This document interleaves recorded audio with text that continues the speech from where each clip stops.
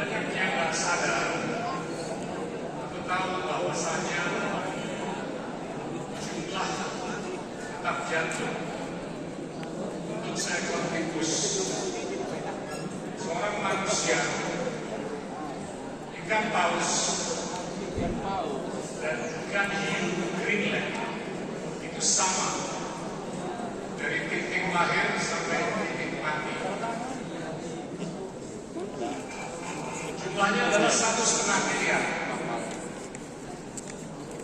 Tapi pertanyaan yang struktural adalah apa yang membedakan ukuran dan durasi hidup untuk masing-masing.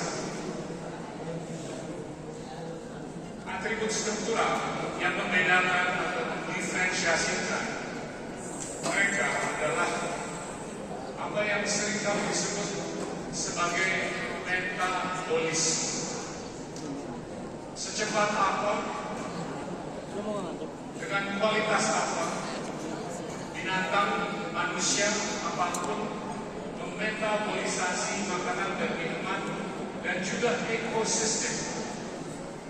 Ini yang sangat mempengaruhi ukuran dan durasi atau longevitas binatang ataupun manusia. Saya berdiri di panggung ini ingin menyampaikan doa agar Al-Zaitun bisa meningkatkan metabolismenya, agar ukurannya semakin besar dan durasi hidupnya semakin lama. Khususnya doa saya di hari ulang tahun Sheikh Al-Zaitun agar semakin panjang umurnya dan sehat selalu. Metabolisasi ini termanifestasi dalam apa yang tadi Pak Foni sampaikan. Bagaimana peradaban, bahkan budaya, negara, bangsa, atau di unit, di level apapun. Apakah itu di level individu, level keluarga, level organisasi, level bangsa dan negara, untuk bisa melakukan penyesuaian. Dalam sejarah selama beberapa tahun terakhir, peradaban yang maju dan runtuh itu terdefinisikan hanya dengan satu hal, yaitu bagaimana mereka bisa menunjukkan keterbukaan untuk menggabungkan kekuatan inovasi dengan kekuatan preservasi tanpa adanya kapasitas untuk keterbukaan untuk menggabungkan kekuatan inovasi dengan kekuatan preservasi. Sulit untuk peradaban manapun untuk bisa maju. Nah, kita menyaksikan dalam beberapa ribu tahun terakhir ada satu peristiwa yang sangat menggulirkan kesuksesan dalam peradaban. Ini termanifestasi di perhimpunan buku di perpustakaan di kota Alexandria di Mesir. Namun dengan kehancuran dan kebakaran perpustakaan tersebut yang dilakukan oleh beberapa tokoh dari Romawi, termasuk Julius Caesar, mereka berinisiatif untuk mengantarkan buku-buku yang terhimpun, yang konon hampir 1 juta buku di tahun 200-an sebelum Masehi. Tapi ada satu sosok yang sangat berpengaruh untuk mentransportasikan buku tersebut yang belum sempat terbakar. Beliau namanya Gandhi Shakur, yang lahir dan hidup sebagai ilmuwan dan pemimpin di Persia. Dan di abad ketiga, beliau mengantarkan buku tersebut, dan ini adalah fondasi yang menggulirkan masa kejayaan yang kita saksikan dalam konteks dinasti Umayyad dan dinasti Abbasiyah. Dinasti Abbasiyah membuahkan beberapa pemimpin yang luar biasa, termasuk Al-Ma'mun Al-Mansur, Harun al-Rashid yang membantu meletakkan fondasi untuk dikonstruksikan rumah yang indah yang disebut Baitul Hikmah. Baitul Hikmah ini adalah manifestasi dari Al-Quran yang menurut hemat saya sangat Aristotelian.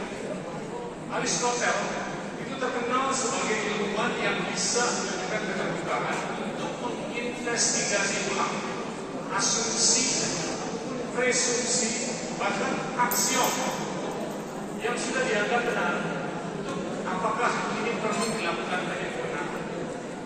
Pendekatan Aristotelian yang dikedepankan oleh Baitul Hikmah ini menghasilkan keterbukaan yang bisa mengundang ahli-ahli dari kaum Nasrani, kaum Muslim, kaum Yahudi, bahkan ateis. Dan terjadilah aktualisasi nilai budaya, ekonomi, teknologi, dan peradaban yang luar biasa yang berjalan selama 500 tahun.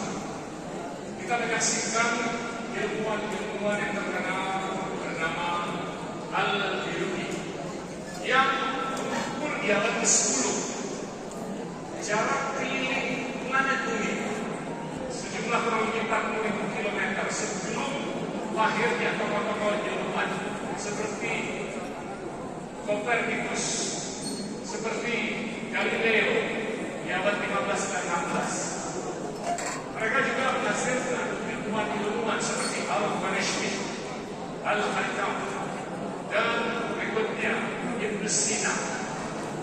Ibn Sina ini adalah tokoh Muslim pertama yang mengedepankan ilmu kedokteran, sehingga namanya dijadikan dasar untuk menggunakan istilah yang mendeskripsikan kedokteran dalam bahasa Inggrisnya medicine, yang berasal dari Ibn Sina. Al-Quraishi merupakan dasar dari lahirnya istilah algorithm atau algoritma. Ini sudah terjadi lebih dari 1000 tahun yang lalu, Bapak Ibu sekalian. Ini topik pertama yang saya mau sosialisasikan Bapak Ibu sekalian. Yang kedua, terkait dengan pendidikan secara umum. Kita berdiri di Indramayu yang merupakan bagian dari Indonesia yang memiliki kurang lebih 285 juta manusia, yang merupakan bagian besar dari Asia Tenggara yang memiliki kurang lebih 700 juta manusia. Namun, kawasan Asia Tenggara yang terdiri dari 700 juta manusia yang merupakan kurang lebih 9% dari jumlah penduduk dunia, yaitu 8 miliar, hanya dinarasikan sejumlah 375.000 buku.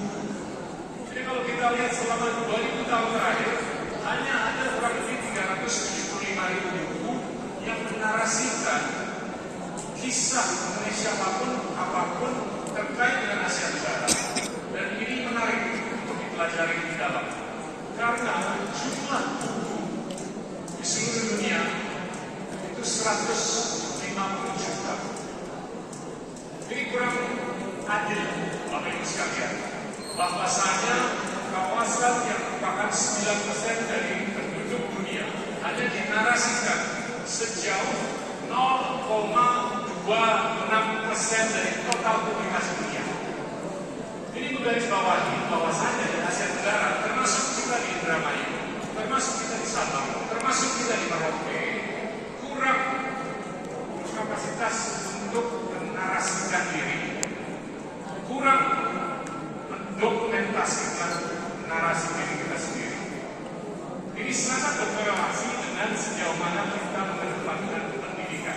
Secara empiris, kalau kita lihat pendidikan di Asia Tenggara terdiri dari 11 negara, hanya 2 negara yang skor PISA-nya di atas rata-rata dunia, yaitu Singapura dan Vietnam. Jangan lupa Bapak Ibu sekalian, Vietnam baru selesai perang tahun 1975. Tapi mereka berhasil menempatkan tahun dengan skor PISA yang mengukur profisiensi komunikasi dan profisiensi STEM, Science, Technology, Engineering, dan Mathematics, di atas rata-rata dunia. Bahkan Malaysia tidak di atas rata-rata dunia, Thailand tidak di atas rata-rata dunia, Indonesia nomor 69 dari 81 negara yang diukur. Ini di level anak-anak umur 15 tahun di Asia Tenggara. Di atas itu kita mengukur sejauh mana perguruan tinggi di Asia Tenggara bisa membuatkan kesuksesan.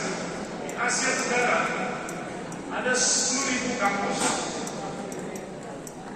Dari itu Indonesia memiliki 5.000 kampus. Dari 10.000 kampus di Asia Tenggara ada 25 juta mahasiswa. Kalau kita bandingkan dengan Tiongkok, Tiongkok hanya memiliki 3.000 kampus dengan 45 juta mahasiswa. Namun Tiongkok hanya dengan 3.000 kampus berhasil menempatkan 2 kampus di peringkat 20 teratas secara umum. Tapi yang lebih menarik lagi, secara saintifik untuk kepentingan research and development, Tiongkok telah berhasil menempatkan 8 kampus di peringkat 10 teratas di dunia. Di Asia Tenggara, dari 10.000 kampus, kita hanya berhasil menempatkan 2 kampus di peringkat 20 teratas di dunia. Dan sayangnya, dua-duanya ada di Singapura. Sayangnya, Malaysia dengan kampus namanya University Malaya menempatkan dirinya di posisi atau peringkat nomor 56. Saya nggak akan bahas peringkat universitas di Indonesia. Silakan di Google. Berikutnya terkait dengan pendidikan, kalau kita mengukur anak-anak muda ke depan, yang penting adalah untuk mereka bisa bercerita, berkomunikasi, tapi untuk mereka bisa mengkuantifikasi, berhitung. Ini diukur dari sejauh mana mereka mau belajar STEM, atau Science, Technology, Engineering, Mathematics. Di Asia Tenggara, persentase konversi yang paling tinggi itu terjadi di Malaysia. Kalau ada 100 mahasiswa diterima di kampus, mereka mengkonversi 43,5% dari 143,5 mahasiswa untuk mengambil STEM. Bahkan Singapura kalah. Singapura hanya 36%. Indonesia 22%. Dan kalau kita mengukur lebih dalam lagi, secepat apa, sebesar apa, sejauh mana negara-negara di Asia Tenggara itu bisa menghasilkan properti intelektual. Ini diukur dari registrasi atau pendaftaran paten. Sebagai informasi, tahun 2024, Tiongkok mendaftarkan 1,8 juta paten. Saya ulangi, 1,8 juta paten. Sedangkan Asia Tenggara selama 20 tahun sampai tahun 2024 hanya menghasilkan atau mendaftarkan kurang dari 300.000 paten. 300.000 selama 20 tahun, 1,8 juta hanya dalam 1 tahun. Ini pelajaran untuk kita semua yang harus bukan hanya disikapi, tapi harus diobati. Untuk mengelola otak, untuk mengelola talenta, untuk kepentingan nation building, ini kita bisa pilih dengan 4 cara. Yang pertama, ini yang seringkali disebut sebagai brain training, melatih otak, kepribadian otak, kepribadian talenta. Ini termanifestasi di Jepang, yang mana Jepang bisa melakukan industrialisasi pra dan pasca Perang Dunia Kedua tanpa produk pendidikan dari baik. 80% dari pemenang Nobel di Jepang tidak pernah sekolah di luar Jepang. Yang kedua, yang seringkali disebut brain rookie. Ini termanifestasi dalam negara-negara seperti Amerika, Singapura, Australia, yang membuka pintu, menunjukkan keterbukaan untuk mengundang talenta-talenta terbaik di dunia, apakah itu dari Bhutan, dari Indonesia, dari Tiongkok, dari India, untuk berlomba-lomba bersaing dengan talenta lokal sehingga terjadilah industrialisasi di Australia. Jepang dan Australia itu sudah menempatkan dirinya sebagai ekonomi terbesar 20 terbesar di dunia. Yang ketiga, ini yang seringkali disebut brain circulation. Ini termanifestasi di Tiongkok. Pemimpin Tiongkok tahun 78 namanya Deng Xiaoping mengambil inisiatif untuk mengirim sebanyak mungkin warga Tiongkok untuk belajar dimanapun. Sampai hari ini, Tiongkok sudah mengirim lebih dari 9 juta warga Tiongkok untuk belajar. Apakah itu di Singapura, Australia, Jerman, Inggris, Amerika, Jepang, dan lain-lain. Mayoritas belajar STEM, mayoritas balik ke Tiongkok. Dan yang terjadi sekarang, mereka memuntahkan produk-produk seperti BYD, Xiaomi, Oppo yang dikonsumsi oleh 8 miliar manusia di dunia. Yang terakhir, dalam konteks pengelolaan otak dan talenta adalah India. Ini yang seringkali disebut brain linkage. India dalam 50 tahun terakhir mengirim lebih dari 7 juta warga untuk belajar di seluruh dunia. Mayoritas belajar STEM, mayoritas gak pulang ke India. Tapi yang kita saksikan sekarang adalah tokoh-tokoh seperti Satya Nadella yang memimpin Microsoft, Sundar Pichai yang memimpin Google, dan orang-orang India lainnya yang memimpin IBM dan perusahaan-perusahaan luar biasa. Tapi yang terjadi, Bapak Ibu sekalian, setiap hari mereka ngirim WhatsApp, ponakannya di penjara, ke sepupunya di Kalkuta, ke pacar SMP-nya di Delhi, ke anggota keluarga, teman, dan segalanya, sehingga terjadi linkage kebijaksanaan. Nah, ini yang membuahkan industrialisasi dan pengedepanan peradaban baru. Indonesia dalam 50 tahun terakhir hanya mengirim 250.000 ke seluruh dunia. Saya ulangi, Indonesia 250.000, India 7 juta, Tiongkok 9 juta dalam 50 tahun terakhir. Dari sini kita bisa melihat potretnya, Bapak Ibu sekalian. Bagaimana kita mau menempatkan negara dan kebangsaan kita dari perspektif pengelolaan otak talenta. Kita nggak bisa menempatkan brain drain atau indigeneity of talent, punya talenta. Kita banyak talenta yang hebat, tapi kita nggak punya skala yang cukup untuk melakukan industrialisasi secara masif. Kita perlu melakukan brain drain. Kita harus ada keterbukaan, membuka pintu agar talenta yang terbaik. Kalau ada kebutuhan di Sumedang, bukan di Indramayu, untuk mengajar warga mekanika kontur, tapi nggak ada pengajar mekanika kontur yang terbaik, dan kebetulan ada ahli mekanika kontur yang kebetulan berasal dari Somalia. Apabila pemimpin warga di Sumedang ada kebutuhan untuk mengundang orang Somalia tersebut mengajar mekanika kontur di Sumedang, itu menggarisbawahi keterbukaan.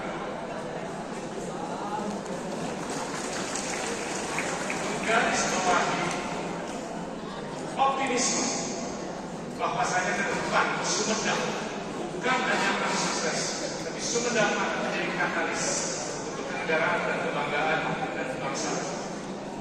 Ini harus kita keluarkan, Bapak Ibu sekalian.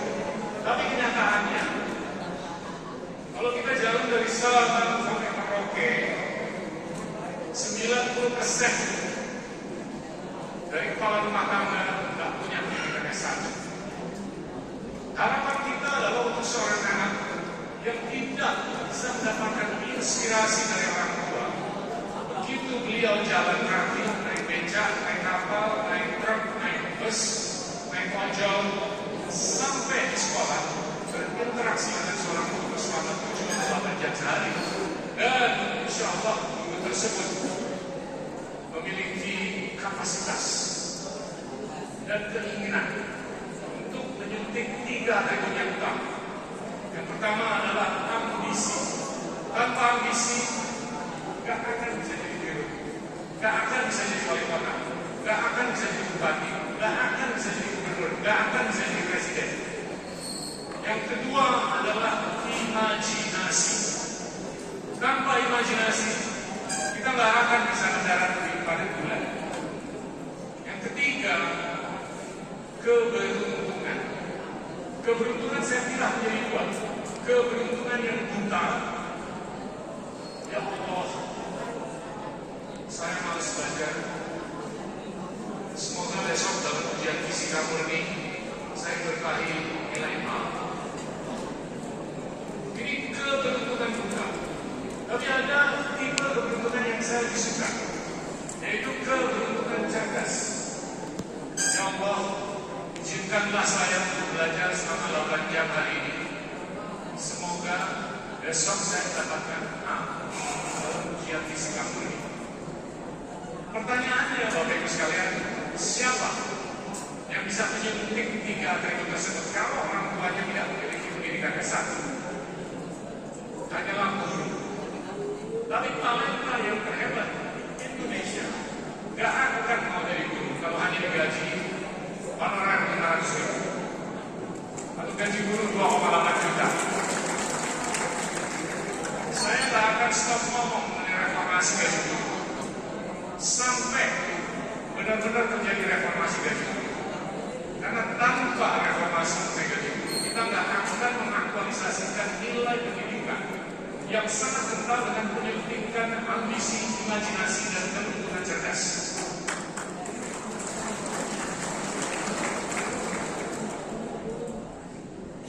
Saya produk yang beruntung karena memiliki orang tua yang berpendidikan. Ini banyak teman-teman kita di Sabang sampai Merauke nggak ngerti karena orang tuanya nggak bisa memberikan inspirasi yang kental dengan imajinasi, ambisi, dan keberuntungan cerdas. Dan ini hanya bisa dikompensasi oleh seorang guru yang berinteraksi dengan murid. Dan jangan lupa, orang tua itu hanya berhadapan di depan 2-3 anak. Tapi kalau guru berhadapan di depan 20 sampai 200 murid, jadi dalam batas intuisi kita menyadari bahwasanya multiplikasi, brilliance, ataupun stupidity itu bisa dilakukan oleh guru. Jadi saya berkepentingan untuk memastikan bahwasanya guru yang ngajar di kelas manapun dari Sabang sampai Merauke itu memiliki brilliance, dan brilliance tersebut sangat bisa dengan keniscayaan dimultiplikasikan 20-200 kali lipat. Ini yang kedua, mengenai pendidikan. Yang ketiga, ini terkait dengan teknologi. Tadi saya sudah menyampaikan bahwasanya Indonesia skor PISA-nya rendah. Indonesia kurang bisa mengkonversi STEM 22%. Jadi kalau ada 100 mahasiswa diterima di kampus, 22 ngambil STEM, 78 ngambil non-STEM. Di sini saya ingin menggarisbawahi bahwasanya pesan saya bukan mau menganulir non-STEM. Pesan saya adalah untuk meningkatkan premi, meningkatkan kepentingan bahwa tanpa STEM kita tidak akan bisa merangkak di rantai nilai. Kita hanya bisa jahit baju sama bikin sepatu. Kita tidak akan bisa bikin microchip. Kita tidak akan bisa bikin electric vehicle. Kita tidak akan bisa bikin roket. Kita tidak akan bisa berada di echelon atas di rantai nilai. Apakah itu dalam barang atau jasa? Nah, akhir-akhir ini kita dipelototin, disodorin dengan narasi AI, Artificial Intelligence, atau kecerdasan artificial. Banyak yang tidak menyadari bahwa pemberdayaan AI, kecerdasan artificial, itu memerlukan 2 atribut utama. Yang pertama adalah energi. Kalau kita menggunakan DeepSeek, ChatGPT, Gemini 3, atau Cloud, penggunaan energinya itu 10-50 kali lipat dibandingkan penggunaan energi untuk Google. Kita melakukan search di Google, itu penggunaan energinya 1/10, bahkan 1/50 dari penggunaan energi untuk pemberdayaan AI. Saya kebetulan juga di dunia perfilman, kita menggunakan platform yang namanya Sora untuk mengaugmentasi film. Penggunaan energi untuk Sora itu itu 1000 kali lipat dibandingkan search di Google. Anak muda ke depan, kalau mereka mau menjadi pemangku narasi AI, bukan penonton AI, harus sadar bahwasanya energi di Indonesia ini tidak memadai. Gimana mengukurnya? Elektrifikasi. Elektrifikasi di Indonesia itu hanya 1.300 kWh per kapita. Elektrifikasi dibutuhkan untuk menjadi pemangku narasi AI itu minimum harus 10.000 kWh per kapita. Tiongkok 10.000, Amerika 10.000, Asia Tenggara hanya 2 negara yang elektrifikasinya 10.000, yaitu Brunei dan Singapura. Malaysia 5.000, Indonesia 1.300, Filipina 1.000, apalagi Laos, Kamboja, dan Myanmar. Nah, kalau kita mau meningkatkan elektrifikasi dari 1.300 kWh per kapita ke 10.000, kita harus meningkatkan daya terbangun 7 kali lipat dari 1.300 ke 10.000. Problemnya atau problematikanya, daya terbangun di Indonesia itu hanya kurang lebih 100.000 MW, 100 GW. Jadi kita harus membangun sampai 700.000 MW. Kita harus membangun 600.000 MW lagi untuk meningkatkan daya terbangun dari 100.000 MW ke 700.000 MW. Ada yang tahu kita hanya bisa membangun berapa setiap tahun? Indonesia selama 20 tahun terakhir hanya bisa membangun 5.000 MW per tahun. Jadinya adik-adik, Bapak Ibu, adik-adik, ketahuilah untuk kita mencapai modernitas, untuk menjadi pemangku AI, kita hanya butuh 120 tahun. 600.000 yang harus dibangun dibagi 5.000 MW yang terbangun setiap tahun. Saya nggak terima nosi atau ide atau konsep bahwasanya kita harus memborongkan masa depan untuk kekinian.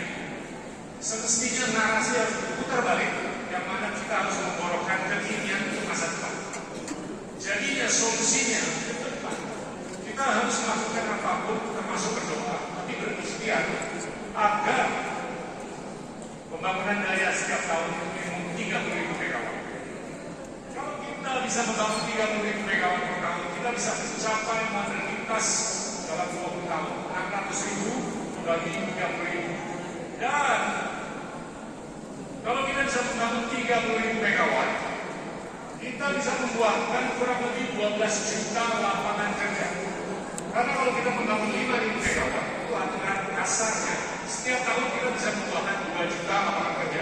Kalau kita membangun 30.000 MW, kita bisa membuahkan 12 juta lapangan kerja. Bapak Ibu sekalian mengetahui menyadari bahwasanya dari 150 juta lapangan kerja yang ada di Indonesia, 75 juta itu informal. Termasuk saya sebagai konten kreator, termasuk supir ojol, termasuk siapapun yang tidak bisa bekerja di pabrik. Bayangkan kalau kita bisa membuahkan 12 juta lapangan kerja yang formal, kita bisa memformalisasi informalitas dalam periode 5-6 tahun, dan kita bisa melakukan modernisasi dalam waktu 20 tahun, dan kita bisa bergeser dari sebagai penonton menjadi pemangku narasi kecerdasan artifisial.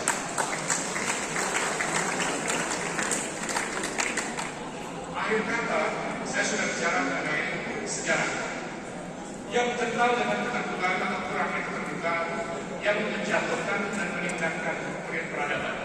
Kedua, saya sudah bicara mengenai pendidikan. Ketiga, saya sudah bicara mengenai STEM. Bagaimana kita harus meningkatkan konversi kampus menjadi 45%. Bagaimana kita bisa membantu diri kita sendiri untuk bisa membangun minimum 30.000 MW per tahun agar kita bisa menjadi pemangku narasi AI. Ini Bapak Ibu sekalian, ini yang akan bisa disolusikan kalau kita terus mabok dengan festivalisasi dan sensasionalisasi di TikTok. Ini sangat fundamental.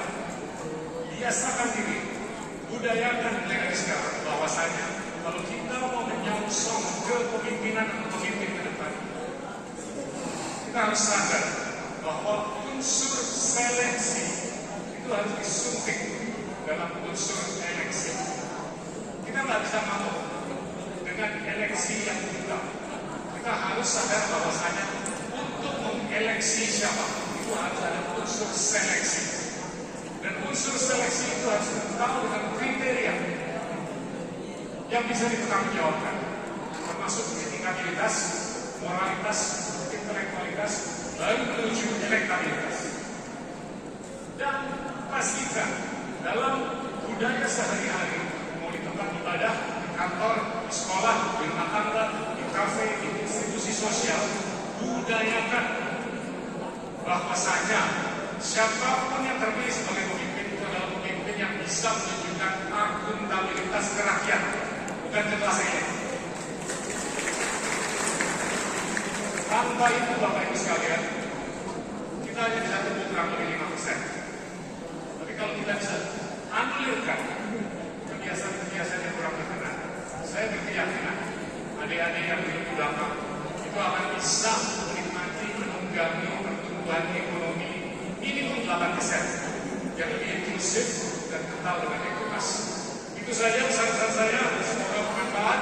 Terima kasih banyak. Wassalamualaikum.